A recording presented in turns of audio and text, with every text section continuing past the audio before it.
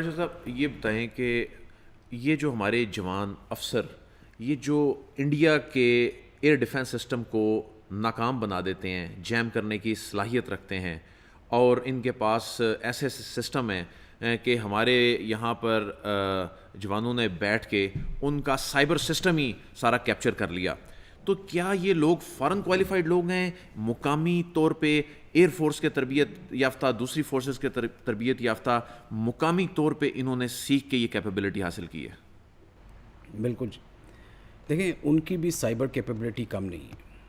میرا خیال میں شاید وہ آرٹیفیشل انٹیلیجنس میں ہم سے آگے ہیں، اسپیس میں وہ ہم سے آگے ہیں. سو یہ چیزیں جو ہیں ہم نے بھی بہت ساری چائنا کے کولیبوریشن سے اپنی کیپیبلٹی بنانے کی کوشش کی ہے. انڈیا کی کولیبوریشن بہت ساری کنٹریز کے ساتھ ہے، امریکہ کے ساتھ بھی ہے، اسرائیل کے ساتھ بھی ہے، رشیا کے ساتھ بھی ہے. سو اس کو جو فلو آف جو انفارمیشن ہے میرا خیال میں شاید ہم سے زیادہ ہو، اس کی سیٹلائٹ کی جو ویزیبلٹی ہے ہم سے زیادہ ہو. میں دوبارہ سے اسی پوائنٹ پہ آؤں گا کہ یہ ساری چیزیں جو ہیں اسٹینڈ الون کے طور پہ اگر کام کریں گی تو یہ افیکٹو نہیں ہوں گی. بڑی امپورٹنٹ چیز ہے کہ جب آپ کا کوئی جہاز بن رہا ہو، فار ایگزامپل آپ اگر چائنا کے ساتھ کولیبوریشن کر رہے ہیں اور ابھی آپ کو پتہ ہے کہ وہ ایک 5th جنریشن جہاز بنا رہا ہے یا سبسیکوئنٹلی 6th جنریشن جہاز بنائے گا، تو آپ نے بڑا امپورٹنٹ ہوتا ہے کہ جو آپ کی ایگزسٹنگ کیپیبلٹی ہے اس کو آپ نے کس طرح انٹیگریٹ کرنا ہے ان سسٹمز کے ساتھ جو آپ کے 5 سال بعد آئیں گے یا 10 سال بعد آئیں گے. یہ فور کاسٹنگ کرنا بڑا ضروری، جس طرح آپ کی بجٹ کی فور کاسٹنگ ہوتی ہے اس طرح پاکستان فضائیہ ہمیشہ یہ اس کی ایک اسٹرینتھ بھی ہے اور اس کی کنٹینیوٹی بہت ضروری ہوتی ہے.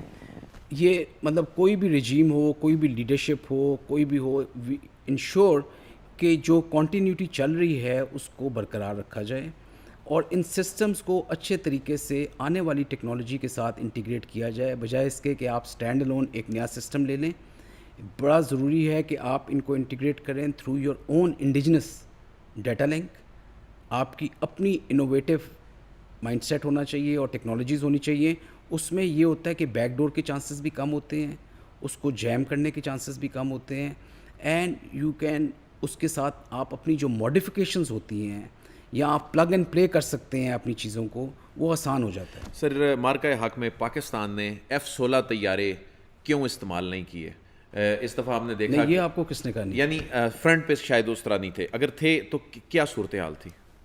دیکھیں F-16 طیارے ضرور استعمال ہوئے ہوں گے، اور میری خبروں کے مطابق جب یہ ڈیفینس ہو رہا تھا جس میں J-10 بھی تھے، J-17 بھی تھے اور F-16 بھی تھے.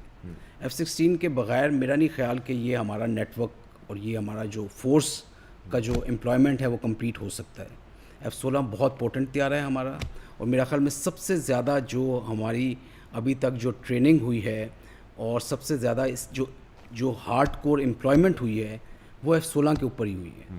اور F-16 نے پاک فضائیہ کو بڑا کچھ سکھایا ہے، اور F-16 کی وجہ سے ہم نے الحمدللہ پچھلی دفعہ بھی جو 2019 میں ہم نے جو جہاز مارے تو یہ F-16 ہی سے ہم نے گرائے. تو مجھے میں یقین سے کہہ سکتا ہوں کہ F-16 ضرور استعمال ہوئے ہوں گے، لیکن وہ اور کوئی پروٹیکٹ کر پتہ رہے نہیں ہوں گے. کوئی نہ کوئی کل ان کی بھی ضرور ہو. صحیح. اچھا سر، یہ بتائیے کہ J-10C اس کے بارے میں ایک عالمی خبر رساں ادارے نے لکھا کہ پاکستان کے پاس ایٹم بم سے بھی زیادہ لیتھل جو ہے وہ جہاز ہے، یعنی اکوپمنٹ ہے، لیکن J-10C تیار کرنے والے ملک کو کیا خود پتہ تھا کہ پاکستان کی فضائیہ جو ہے وہ اسے استعمال کرتے ہوئے اسے دنیا میں اتنا مشہور کر دے گی اور ایک دنیا کے جنگی ڈائنامکس ہی تبدیل کر کے رکھ دے گی؟ میرا خیال میں چائنا شاید خود بھی سرپرائزڈ ہو، لیکن چائنیز کو دیکھیں بہت یقین رہا ہے پاکستانی فضائیہ پہ اور پاکستانی پائلٹس پہ. اور میں آپ کو بالکل یہ آپ کی شاید نالج میں نہ ہو اور سامعین کو بھی بتانا چاہوں گا کہ چائنا نے پاکستان سے بھی بہت کچھ سیکھا ہے. ہم آج کہتے ہیں کہ ہم نے چائنیز ٹیکنالوجی لی یہ وہ، لیکن چائنا کو ہم نے بہت زیادہ اس معاملے میں سکھایا بھی ہے. ہمارے انجینئرز نے، ہمارے پائلٹس نے، اور جو ہمارے آپریشنز ہوتے رہے، چائنا جو آج اس جگہ پہ کھڑا ہوا ہے اس میں پاکستان کا بہت ہاتھ ہے، پاکستان کی بڑی کولیبوریشن ہے، اور ہم یہ ساتھ چلتے ہیں تاکہ ہمیں پتہ ہو کہ نیکسٹ ٹیکنالوجی کیا آ رہی ہے اور اس کو کس طرح سے انٹیگریٹ کرنا ہے. سو ہمارے بہت سارے ٹیسٹ پائلٹس ہیں جنہوں نے چائنیز کو بڑا کچھ بتایا سکھایا، اور بہت سارے انجینئرز ہیں جو ادھر ٹرین بھی ہوئے اور جنہوں نے کئی چیزوں کی ٹریننگ ان کو کی بھی. تو یہ نہیں ہے، یہ ون وے ٹریفک نہیں ہے، اسے یہ جو ہے نا دونوں طرف سے ریسیپروکل ہے. تو پاکستان سے بھی بڑا کچھ سیکھا ہے چائنا نے، اور آج جو ٹیکنالوجی چائنیز کے پاس موجود ہے، میرا خیال میں چائنا کو تھوڑا سا پاکستان کا بھی مشکور ہونا چاہیے. اور یہی وجہ ہے کہ وہ ایک میوچول کانفیڈنس ہے، میوچول ٹرسٹ ہے، اور ہم جب آگے جاتے ہیں تو جو بھی نئی ٹیکنالوجی چائنا میں آتی ہے وہ پاکستان میں بھی آتی ہے. تو یہ بتائیے کہ صرف ٹیکنالوجی میں، یعنی صرف ٹریننگ میں ہم ان کو کرتے ہیں، کنٹریبیوٹ کر رہے ہوتے ہیں، یا ٹیکنالوجی میں کنسلٹیشنز بھی ایسی ہوتی ہیں جس میں وہ ہم سے فائدہ لیتا ہے؟ مثال کے طور پہ GF-17 تھنڈر جو ایک تاثر یہ پایا جاتا ہے کہ یہ تو وہ تیار کر کے دیتا ہے، یہاں پر کوئی اسمبلنگ ہوتی ہے اس کی ایک خاص حد تک. ہمارا کتنا بڑا کنٹریبیوشن ہے GF-17 تھنڈر کے حوالے سے؟ بہت کنٹریبیوشن GF-17 تھنڈر کے لحاظ سے ہمارا، جی آپ اگر پرسنٹیج میں کہیں تو ہمارا 70% تک کنٹریبیوشن ہے. اور ایسا نہیں ہے کہ یہاں پہ اسمبلنگ ہوتی ہے، یہاں پہ کافی ساری اسپیئر سپورٹیبلٹی یہاں پہ بنتی ہے جہاز کی، کافی سارے پارٹس یہاں پہ بنتے ہیں. اور اس لحاظ سے اگر آپ دیکھیں تو پاکستان نے ہر سٹیج پہ، دیکھیں ہمارے نہ صرف یہ کہ ہم اگر آپ 90s 80s میں دیکھیں، پاکستان کے پاس ہمیشہ جدید ٹیکنالوجی رہی ہے.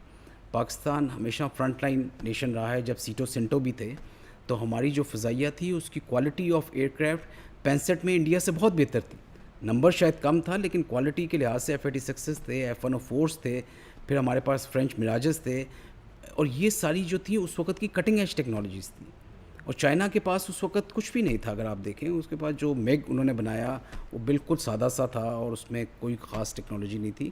تو چائنا نے ہماری ایکسپرٹیز سے، ہمارے ایکسپیرینس سے، ہماری نالج سے بڑا کچھ گین کیا ہے، اور اسے ہمارا بھی مرہون منت ہونا چاہیے. سر، اس وقت امریکہ جس نے اس ساری کشیدگی کو ختم کرانے میں کردار ادا کیا ہے، وہ امریکہ جو کبھی کسی مسلم ملک کو مار پڑ رہی ہو تو ثالثی نہ کرانے جائے، آخر امریکہ کو ایسا کیا معلوم ہو گیا تھا کہ ہم اس حد تک آگے جا چکے ہیں کہ معاملات اگر چند گھنٹے بھی آگے چلتے تو بھارت کی تباہی ہو سکتی تھی؟ آپ کیا کس طرح سے اس صورتحال کو دیکھتے ہیں؟ دیکھیے، میں اس کو دو اینگل سے دیکھتا ہوں. پہلا تو یہ کہ یہ بڑی اچھی بات ہے، امریکہ نے ثالثی کا کردار ادا کیا، اور امریکہ کا یہ ٹریڈیشنل رول رہا بھی ہے، اور میرا خیال میں ایز اے بگ پاور اس کو یہ رول مینٹین کرنا بھی چاہیے. یہ نہیں ہونا چاہیے کہ اس کو چھوڑ دینا چاہیے ان معاملات کو. Being a big guarantor also, تو وہ یہ رول پلے کرتا رہے تو ٹریڈیشنلی اس کی بھی ایک اسٹیٹس رہے گا. ہیونگ سیڈ دیٹ، میں یہ سمجھتا ہوں کہ جو دونوں نیوکلیئر کنٹریز ہیں ان کی اپنی بھی ریڈ لائنز ہیں، ان کے اپنے بھی سٹیکس بہت ہائی ہیں. ریجنل پاورز جو ہیں ان کے سٹیکس بہت ہائی ہیں. سو یہ امریکہ کا تو ایک فرنٹ پہ نام آیا، لیکن آئی ایم شیور بہت ساری ریجنل کنٹریز ہیں، چائنا ہے، اس طرح کچھ مڈل ایسٹرن کنٹریز ہیں، سعودیہ ہو گیا، ٹرکی ہو گیا، they must be playing some role. ایسا ہو نہیں سکتا کہ وہ اس سے بالکل ہی علیحدہ ہوں. اور سب سے بڑی بات یہ کہ ہم دونوں بینگ اے نیوکلیئر پاور، ہمیں بھی پتہ ہے کہ ہماری کیا لمیٹیشنز ہونی چاہیے، اور ہم سے زیادہ ایک گھر کو یا ایک خاندان کو اس کے اپنے بڑے ہی ٹھیک کر سکتے ہیں، کوئی باہر سے آ کے ٹھیک نہیں کر سکتا. تو اسی طرح ان دونوں ملک کے لیڈرشپ نے ہی ڈیسائیڈ کرنا ہے، اور ان کو اس بات کا بالکل احساس ہے کہ ہم جس طرف جا رہے ہیں اس کا معاملہ صرف جنگ سے اور یوز آف فورس سے حل نہیں ہوگا. تو ایک سٹیج تک تو ہم جا سکتے ہیں، اس سے آگے دونوں نیوکلیئر پاورز کو نہیں بڑھنا چاہیے، ادروائز یہ دونوں کی تباہی ہے.